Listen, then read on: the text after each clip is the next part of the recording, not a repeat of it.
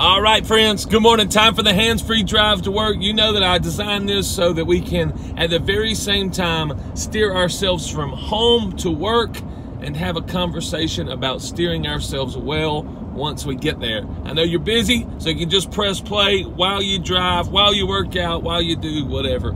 And we'll have this conversation, and hopefully it'll be helpful to you. So I was talking with someone the other day, and they made an interesting comment about some of these principles. They said, you know, we were talking about some of these very principles that we go through on the hands-free drive to work that are found in Last to Least. And they said, yeah, it's funny. They were making a joke for sure, but they said, you know, they don't tell us when to open back up from all this chaos.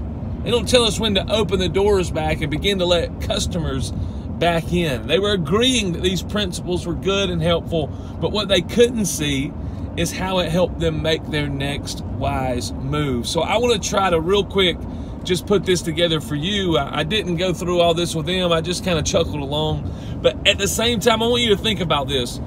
You know, do you know how a GPS system works? Global positioning system, your GPS on your phone. I've done a little research about this. It's pretty interesting. Is the way GPS works is there are multiple satellites around the Earth right now. They're orbiting around the Earth. They're hovering around the Earth. What I read said that there was about 30 of them just around the world. But at any given time, you can have direct line of sight to about 3 or 4 of them. So if you had direct line of sight to 3 or 4 of them, this is how the global positioning system works. Your phone or your TomTom or throwback right there, whatever GPS system that you use, it's receiving the signals from these satellites. And so if there was only one satellite at a given time that your phone was receiving a signal from, then of course that phone couldn't interpret now where you are on the Earth. It's the multiple signals and the multiple interpretations of those signals that the phone sees. Okay, I'm this far from satellite number 1, I'm this far from satellite number 12, and I'm this far from satellite number 20.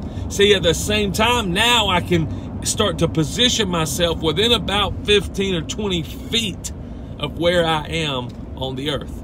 Does that make sense? See, with one satellite only, you would never be able to position yourself correctly. You wouldn't be able to know where you are, and you wouldn't be able to tell where you're going.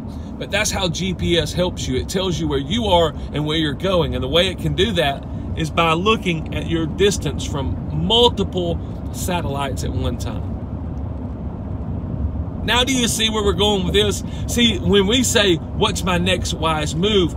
We have multiple principles that we're learning in our lives. When we apply these principles to our lives at the same time, watch how they can start to let us know 2 things. Number 1, where we are right now. It tells us things about ourselves and about our own position, but it also helps us to see where we're going. It helps us to see the landscape around us. It helps us to see the turns around us.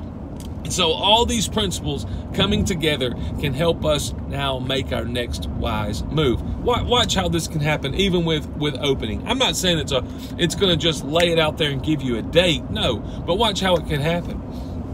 You know, we all know that business, we want to make a profit. So most of the time we make our next wise move when we want to make a profit. Watch though right now in this chaotic time, a lot of people can look at how normally it's pretty easy. You know, we do our business, it's created in such a way so that we make profit. But right now you start to wonder, well, profit's not really a great guide on its own. See, I think for the first time, a lot of us are seeing that because just not long ago, I was talking with a person who runs a camp. And he's wondering, should we open up this camp? And we started talking about it just in reference to profit. We said, well, 1, if you don't open, you lose all the profit that you would have gained from this summer camp season. But number 2, if you open and somebody gets sick and you're in the news for someone who opened up too soon, now you've destroyed not only this year's profit, but even future year's profit. See, profit's not always the best guide. And right now, I think we're seeing that better than ever. If we just had profit as a guide, we wouldn't be able to see where we are. We wouldn't be able to see where we're going.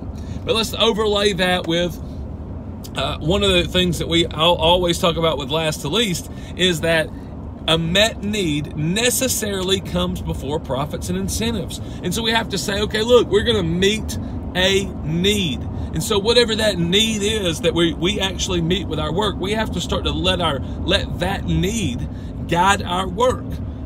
So again, very easily right now, it is not extremely safe for nurses to be in hospitals. But we know that there's a need there, and we know that even though there's danger that comes along with the need, and even though they're putting themselves in harm's way, while they take incredibly wise precautions, of course, but they are going into a situation, we say, okay, there's a need there. So that need moves us, even when maybe it's not the most profitable thing, even though we know we're putting them in harm's way. We know that we said about the camp. See, we open up the camp and a kid gets sick. We're in the news. But then we also know that nurses, if we don't have them there at the hospital, we can't care for those who are already sick. So you see that those things start to now the picture gets a little clearer. You have one, we do need profits. We need a profit to keep continuing our business. But then number two, we need to meet needs. But then check this out, something that you wouldn't think is a way to make your next wise move. What if you had a radical commitment to the truth? If you said, look, you know what? One of my bottom lines is we're not going to lie. We're actually going to tell the truth in everything we do. And I know we may think about that sometimes, about, well, of course, we should tell the truth. Again, I'm not telling you it's a way to make your next nice move.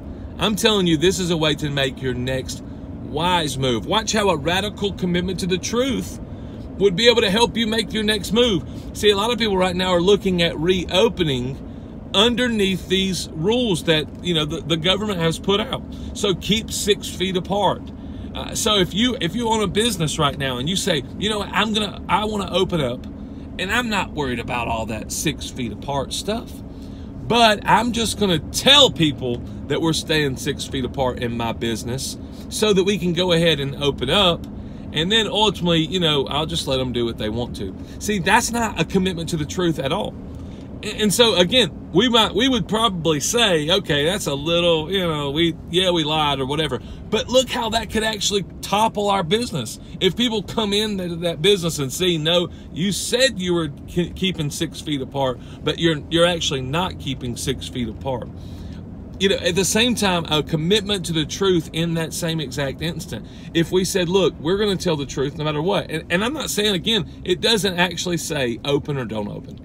The commitment to the truth doesn't. It just says that if I open, then I say I'm not going to stay 6 feet apart, and I take the consequences that are associated with it. Or I say, look, I am going to stay closed because I don't want to stay 6 feet apart, and I don't want to lie and say that I'm not staying 6 feet apart because that's part of the law.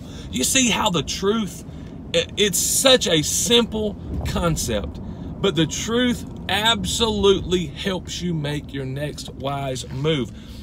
If you have a radical commitment to the truth in that scenario that I just gave you, you either open or you don't. That is the thing that determines whether you open or not. If you think you can open but not stay 6 feet apart, or you think you can not open, that's the two choices.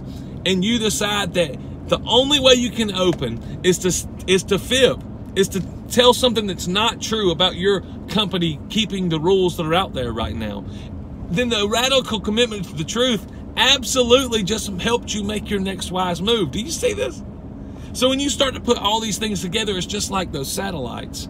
As we position ourselves with GPS, it helps us say, okay, here's how profit's going to affect this. Here's how knowing that needs come before profit is going to affect my next wise move. Here's how a radical commitment to the truth is going to affect my next wise move. See, now we start to see things about ourselves that we've never seen before. We know exactly where we are. We know exactly where we're going. We can see the terrain, and we can actually do what our work was created to do. It's created to give life to other people. That's what we do. We meet needs before we look at profits and incentives to us. In our work, if we use these satellites to help make our next wise move, we'll be more productive, we'll be more engaged in our work than we've ever been before. And our community will be actually proud that we're in it. Thank you for listening this morning, Hands Free Drive to Work.